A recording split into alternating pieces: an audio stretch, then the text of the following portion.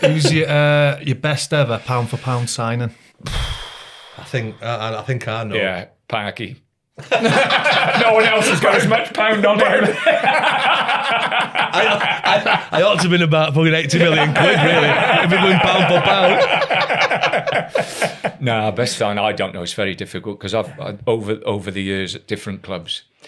I was at Bournemouth. I bought Joe Parkinson for 20 grand from Walsall. It's a long time. You most probably can't remember Joe. Joe went to Everton for 800,000. He's a fabulous player, and unfortunately had a couple of injuries, curtailed his career. There's people like that. People like that. You look back on, you think he what a good player he was. And then when I was at Gillingham, Andy Essenthaler came. Essie was fantastic for the club, great energy. We had some really, really good players there, and Andy topped it off. Really, had that little bit about him. Bob Taylor, Sabs, when I was at Gillingham, were outstanding. But, I had Guy Butters, Ashby, Pennant, Adi Pennock. Just had really... I've always tried to get real good characters. They might be a little bit loose here and a little bit loose there, and they might be a bunch of Herberts when you let them go. But, I used to like working with good people. And how far did you go with your research on that? Unbelievable. I was terrible. I'd ring people up. I'd go and try and find out what they were doing on a Wednesday night or what they were doing Saturday after games. I would try, obviously it didn't work with Rick, but all party. I've got lots of friends who will lie for me. Crazy. I pulled John the one day and I said to him in the pre-season, I said, John, come on, we've had enough, mate. You've got to start losing some weight. I said, it's an absolute joke. So he used to travel. He used to travelling with Crazy. So I pulled Crazy, and Crazy's a great lad. Fit as, what was Crazy like? 33, 34, and still fit as honestly, just unbelievable. Box to box, he was fabulous. Honestly, and a great lad as well. I really like Chris. So I pull him. I said, listen, look after him. So he says, Gaffer, there's a motorway caravan. He says, we can't get past it. He says, I say to him, don't. And he said, when he drives, he just drives straight in. And I'll have a bacon and egg toasted sandwich. He'll have two. It's just a mental block. Got to pull in. Not much has changed. I should have put my sat nav to. Not the ground, the cafe. I said, Chris, can you stop him? He said, I can't stop him, Gaffer. John said that you're always very concerned about his family. When you're getting dropped, I don't know if yeah. As a family, and Gaffer, I know I'm not playing. Yeah. I'd always try and bring something into it, just to take the pain away, take the pressure. No, I think that's. Well, you said you knew what were coming. Not just me, everybody. If you're getting dropped, I think that's probably the most difficult thing when you've got a group of players that you really respect and like. Telling them when they're not playing or telling them you have to release them. I had a wonderful, wonderful captain at Gillingham. My first year then, we won come second in the league, got promoted. It was Dave Martin. Dave had been promoted more than anybody else. He was a great lad, fit as a flea for his age. He wasn't quick, but he was really, really, and a leader, out and out leader. And I'm talking about Gillingham then with Mark Harris. And I'll tell you one story with Dave. Dave, we played, I can't remember who we played. We played someone and he came in afterwards on the Saturday and he had, I think it was 10 stitches in his ankle, and his ankle was like that. We played on the Tuesday and there was no way he was going to be fit. And Tuesday, Wayne Jones was the physio, strapped him up. You couldn't see his toes. They were so white, there was no blood going through it at all. And he played. And the first tackle he went into was a block tackle, 50-50 tackle, and I thought, he's not going to fancy this. He went through the lad like you couldn't believe it. And that's, so anyway, I pulled that, we get promoted, and I get a phone call about Andy Essenthaler, who was at Watford at the time. I thought, I'd take Essie all day. He can run, scores goals in midfield, really, really good type. So I pulled Dave in, and Dave was my captain. I was Dave, and it was one of the hardest things I've ever had to do. I was, Dave, listen, things move on. But what I'd done for him, I sorted out a move to Northampton Ian Atkins was manager at Northampton at the time.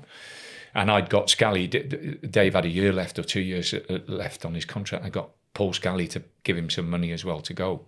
But even telling him that, Dave was really disappointed because we had such a good group of players. He didn't want to leave. So telling players at the end or during the season or whatever that they've got to go, especially when you've got some feeling for them, it's really, really That's difficult. harder than dropping them for one game. And Yeah. But I remember Andy Griffin saying that he had this technique, and it's a technique I've never seen before. So you'd ask, like, how's the family? But you'd lock your arm in and almost give it one of them.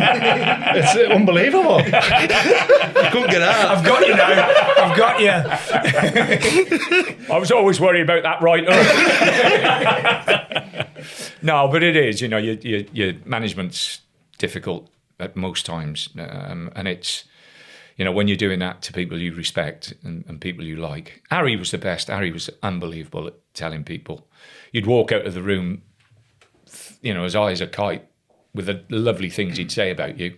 And then by the time you shut the door, you thought, he's just dropped me. He's just left me out. You'd walk out and I'm thinking, what a great man he is. Was that one of his best attributes, his man management? Can you remember H. Harry Redknapp? Oh, no, Harry's a people's person. He all the way along. The great thing about H is that his memory is fabulous. He can remember people. Even today, I played golf with him a couple of weeks ago, and he will see people he hasn't seen for years and he'll get their names. It's a great skill, advantage. Yeah. Just talking about that man management skill, how good were you at knowing a character and I just knowing found- what they understand? yeah, like understanding those different characters and knowing what they need. I just found out everything about their background, and like I say, I signed. People moaned about one or two players that I've signed who had bad reputations and this, that, and the other.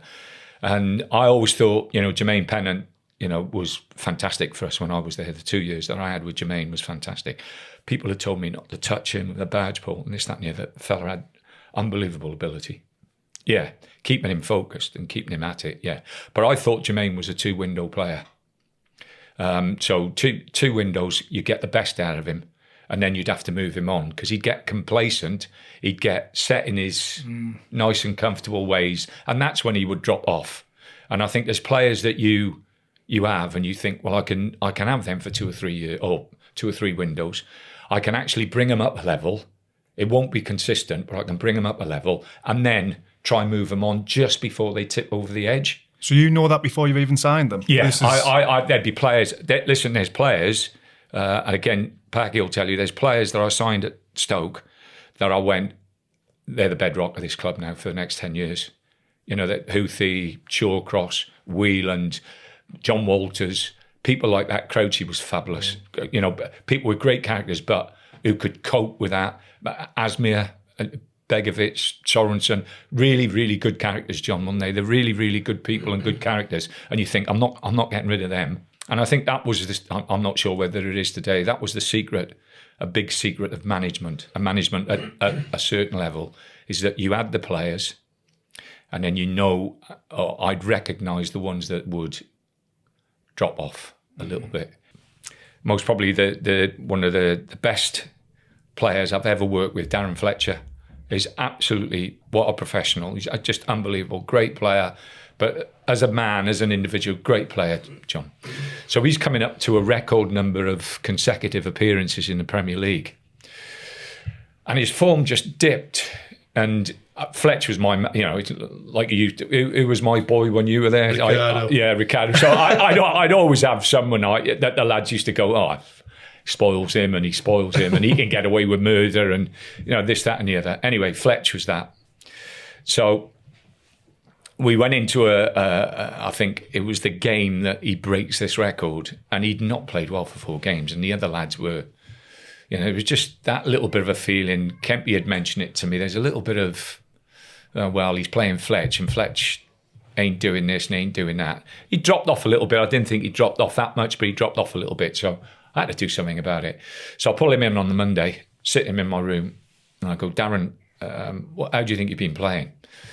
So he said, no, not. He's a really honest boy, really great kid, really honest boy. He said, no, I don't think I'm playing that well. I said, listen, I think I'm going to leave you out Saturday. He said, oh, Gaffer, do us a favour. I get the record appearance or whatever, or I'm on the road to this record appearance. So Fletch, I'm thinking you need a rest, and I've got a little bit of a problem. I think it's filtering through to the dressing room and this, that, and the other. Anyway, he goes out. We go out, train on the Monday, do a light session, not too difficult. Who's the best player on the training ground? Fletch. Tuesday we go out. I do shape, put one of the young kids in his place in the team. I picked the team nice and early. I want everybody to know they're in the team. So on the Tuesday we had a good blow, and then I get the we're going to do this. I can't remember who we were playing. We're going to do this. They're going to do this. So I want to look for passes through and into the pockets, and then we break from there and this, that, and the other. Fletcher's not in there. Who's the best player on the opposition side? Fletch by a mile. Thursday, exactly the same.